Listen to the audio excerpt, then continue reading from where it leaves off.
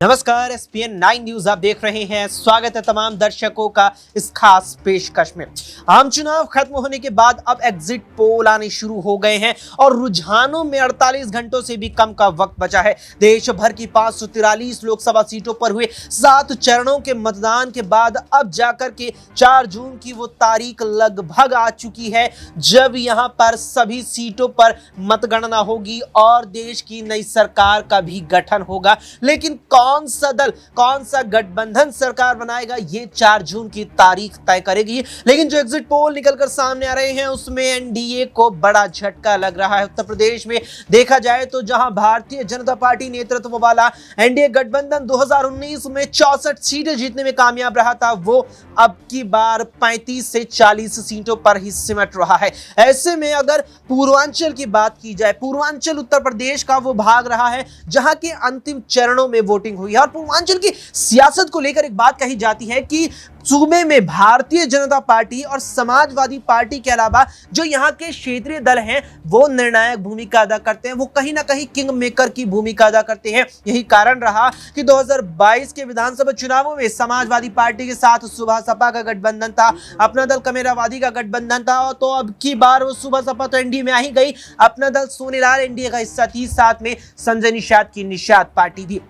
उस बीच पूर्वांचल की मिर्जापुर सीट पर अगर देखा जाए जो एनडीए गठबंधन के तहत अपना दल सोनेलाल के खाते में थी और अनुप्रिया पटेल तीसरी बार वहां से चुनावी मैदान में थी, वो अब यहां पर हारती नजर आ रही है। ऐसे में तमाम सवाल है, उन तमाम सवालों पर चर्चा करेंगे न्यूज रूम में मौजूद अपने सहयोगियों से।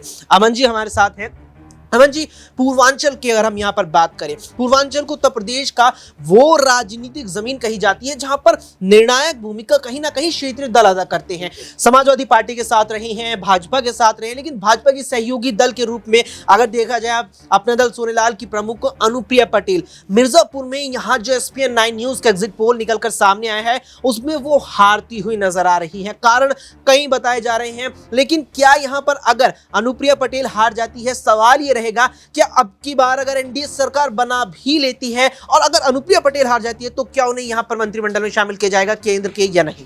देखिए, जाहिर सी बात है, पूर्वांचल का जिक्र आपने किया, बिल्कुल वहाँ पर अगर देखा जाए तो क्षेत्रीय दलों का काफ़ी दबदबा है। इसमें अनुप्रिया पटेल की पार्टी हो, राजा भैया की पार्टी हो, या फिर ओपी राजभर हो, संजय निषाद हो, पल्लवी पटेल हो, कई ऐसे नाम हैं जो लगातार पूर्वांचल में अपना दबदबा रखते हैं। लेकिन जिस तरह से इस बार अगर अनुप्रिया का देखा जाए कि अनुप्रिया पटेल ने जिस तरह से मिर्ज़ापुर में एक बार फिर जीतने का हौसला किया, लेकिन वो हौसला उतना कारगर साबित नहीं हो पा रहा अक्षय, क्योंकि आपने देखा कि राजा भैया के साथ उनका जिस तरह से तालमेल बिगड़ा, बयानबाजी हुई। इसके बाद अगर देखा जाए तो पल्लवी पटेल के साथ में भी तनातनी का माहौल रहा, क्योंकि पल्लवी पटेल ने वहाँ से एक तरीके से दौलत राम पटेल को उतार दिया। सपा ने वहाँ से एक तरीके देखा जाए जो बीजेपी के सांसद थे भदोही से राकेश बिंद, उनको उतार दिया। तो एक तरह घेराबंदी जो की गई वो ये बताती है कि इस तरह से यहाँ पर अनुप्रिया पटेल का जीतना उनके लिए मुश्किल होता जा रहा है। आपने कहा कि अगर वो हारती भी हैं तो भी क्या बीजेपी उनको साथ रखेगी? देखिए, मुश्किल है, क्योंकि यहाँ पर बीजेपी को भी पता है कि छोटे दल लगातार उसकी परेशानियां बढ़ा रहे हैं। आपने देखा कि ओपी राजभर 3 से कम सीटों पे कह सकते हैं राजी नहीं थे, वो अनुप्रिया पटेल भी 4-5 सीटें मांग रही थी, संजय निषाद भी 2-3 सीटें मांग रहे थे। तो यहाँ पर बीजेपी को पता है कि अगर ये पार्टियाँ ज़्यादा कह सकते हैं दबदबा इनका बढ़ा तो ये उन्हीं के लिए कहीं ना कहीं मुश्किलों में ज़रूर लेकर आएगी। इसीलिए मुझे लगता है अनुप्रिया पटेल अगर चुनाव हारती हैं तो बीजेपी किसी भी कीमत पर उनको मंत्रिमंडल में नहीं रखेगा। लेकिन हाँ, ये जरूर होगा कि आने वाले चुनावों तक उत्तर प्रदेश की राजनीति में अनुप्रिया पटेल सक्रिय रह सकती हैं, या फिर मंत्रिमंडल में, योगी मंत्रिमंडल में उनको कोई जगह मिल सकती है। योगी मंत्रिमंडल में जगह मिल सकते हैं, लेकिन पहले तो यहां पर बात यही आ जाती है कि अगर चुनाव हार जाती हैं क्या बीजेपी के साथ बनी रहेंगी या सपा की ओर चली जाएंगी? दिनेश से सवाल रहेगा। दिनेश, अनुप्रिया पटेल, एसपीएन 9 न्यूज का एग्जिट पोल मिर्जापुर जा रहा है, 14 में जीती, 19 में जीती, लेकिन 24 में अब वो हैट्रिक नहीं लग रही है।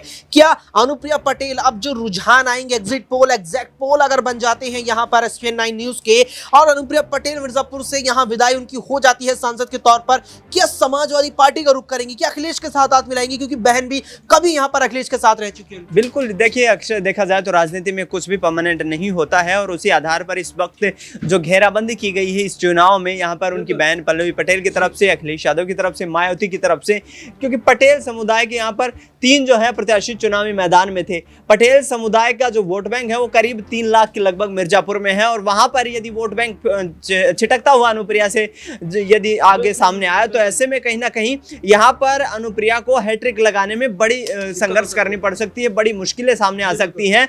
अनुप्रिया पटेल को देखा जाए तो पिछले 10 सालों से लगातार वो भारतीय जनता पार्टी के समर्थन से, या फिर ये कहें कि प्रधानमंत्री के नाम की जो लहर एक चलती रहती है, उस लहर का फायदा उठाने में कामयाब रही हैं। उनकी बहन दूसरी तरफ देखा जाए तो उस लहर का फायदा नहीं उठा पाई, क्योंकि अखिलेश यादव के साथ मजबूती से थी। राज्यसभा के चुनाव होते हैं, वहां पर भी अखिलेश यादव से तनातनी होती है। तो यहाँ पर यदि पल्लवी पटेल खुद चुनावी मैदान में उतरती या उनके प्रत्याशी समाजवादी पार्टी की सपोर्ट से यहाँ पर चुनावी मैदान में उतरते तो ये भी एक बड़ा फैक्टर हो सकता था। लेकिन यहाँ जिस तरीके से जो घेराबंदी करने की कोशिश अखिलेश यादव की तरफ से की गई है, राजा भैया ने समर्थन दिया है पूर्वांचल में, उससे भी यहाँ पर करीब 1 लाख जो राजपूत वोट बैंक के जो कहीं ना कहीं मतदाता हैं वो समाजवादी पार्टी को जो है समर्थन देते हुए नजर आए, और इससे पूरे सियासी खेल। अच्छा दिनेश, रोकना चाहूंगा, आपने राजा भैया का जिक्र कर दिया। अब वो मुझे बयान उनका जहन में आ रहा है कि राजा अब रानी पैदा होते हैं ईवीएम से। आज का ये दौर आ चुका है जिस पर कटाक्ष, यहाँ पर कहीं पलटवार कहीं ना कहीं राजा भैया ने भी किया था, और बहुत एक स्वाभाविक से सामान्य सा पलटवार राजा भैया कहते नजर आए थे कि नहीं, राजा रानी नहीं, जननायक जनसेवक ईवीएम से पैदा होते हैं। लेकिन अब अगर अनुप्रिया पटेल मिर्जापुर से हार जाती हैं तो क्या राजा भैया से माफी मांगने के लिए आगे बढ़ेंगी? देखिए, बड़ा फैक्टर होगा। यदि अनुप्रिया पटेल को यहाँ पर झटका लगता है तो वाकई में कहीं ना कहीं राजा भैया एक मेन यहाँ पर किरदार में नजर आ सकते हैं, क्योंकि लोकसभा का चुनाव है, बड़ा चुनाव है। इस चुनाव को देखते हुए देखा जाए तो मिर्जापुर में अनुप्रिया पटेल ने पूरी जान झोंक दी है। तमाम जो है तंत्र वहां पर काम कर रहा है, भारतीय जनता पार्टी का समर्थन भी प्राप्त है, और ऐसे में राजा भैया का ऐन वक्त पर जो टर्न लेना है, जो टर्निंग पॉइंट एक वो फैसला साबित होगा। यदि यहाँ से जीत हासिल होती है समाजवादी पार्टी को तो ये शायद हो सकता है कि अनुप्रिया पटेल को अपने जीवन भर के राजनीतिक करियर में याद होने वाला मोमेंट हो, क्योंकि हैट्रिक लगाने की कगार पर वो खड़ी है, और यहाँ पर हार का मतलब सीधा कहीं ना कहीं आगामी वक्त की राजनीति को प्रभावित करेगा। आगामी वक्त की राजनीति को प्रभावित करेगा, क्योंकि हैट्रिक से तो चूकेंगी ही, साथ में ये हैट्रिक जो है सामान्य नहीं,